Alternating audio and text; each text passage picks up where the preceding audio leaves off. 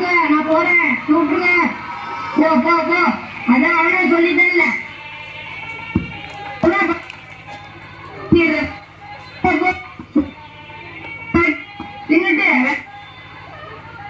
வீட்டு வாசல்ல யாருகிட்டையும் சொல்லி கேவலப்படாம என்கிட்ட சொல்லு.